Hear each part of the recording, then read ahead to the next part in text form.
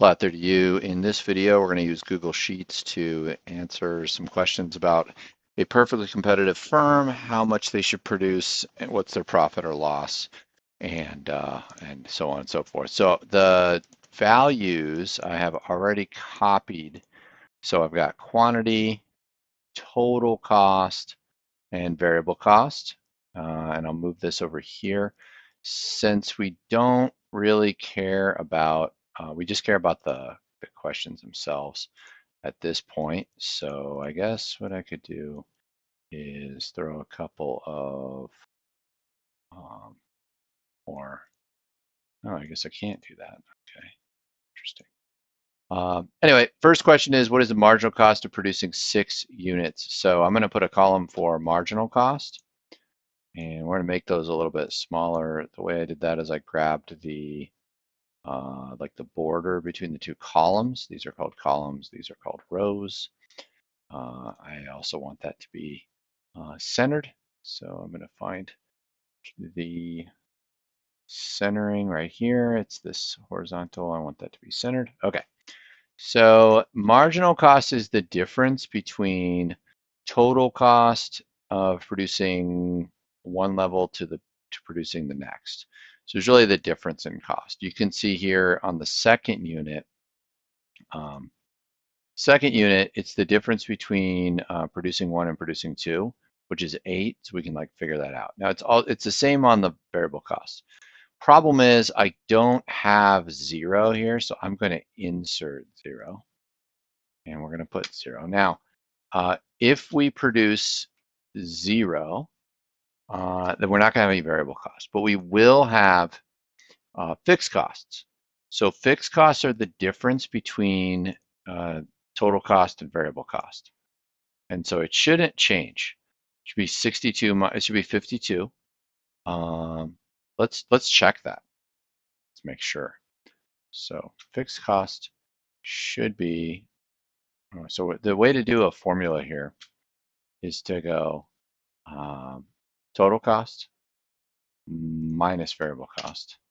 And that was 52, just like I said. It should be 52 all the way down. Yep, and it is. Okay, so to get marginal cost, we're going to write a formula here, and we're going to say it's equal to, forgot to put that. Since we know that that's the fixed cost is 52, we can fill that in. Okay, so it is. So our formula is the difference. It's up to you if you want it to be the change in variable cost or the change in total cost. I'm going to say 62 minus 52. So those two cells. Now, technically, it's also divided by the quantity, but the quantity here in this problem is changing by 1, so I don't need to do that. I'm going to just recognize that, and I'm just going to hit OK. Now, I did autofill, but if you didn't want to do that, you could grab this little, see that ball, and then grab it down there, drag it on down.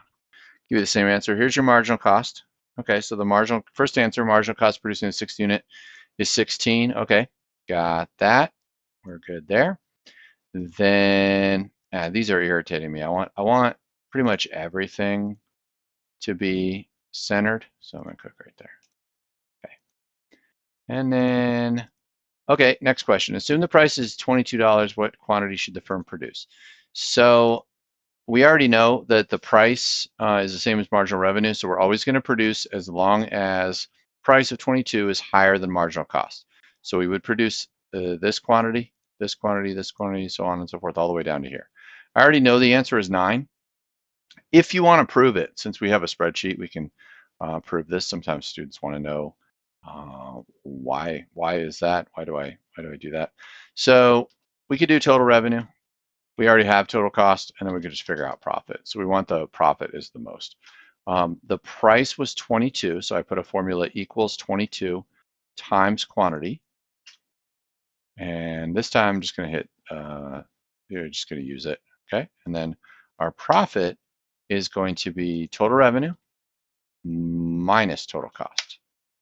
And see, I'm losing money up until the 5th unit at that price.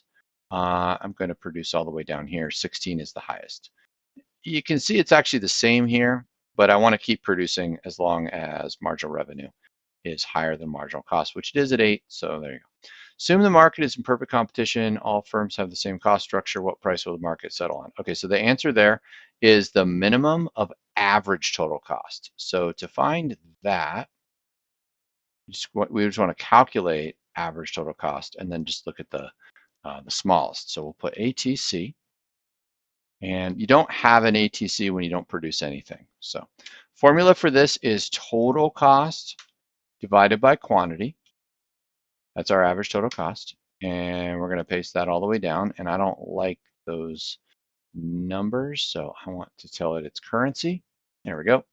And we're just going to look and see what's the smallest. So we got a couple. It's 20, and they're the same. So 20 is the answer. So the firm in the long run will settle at $20.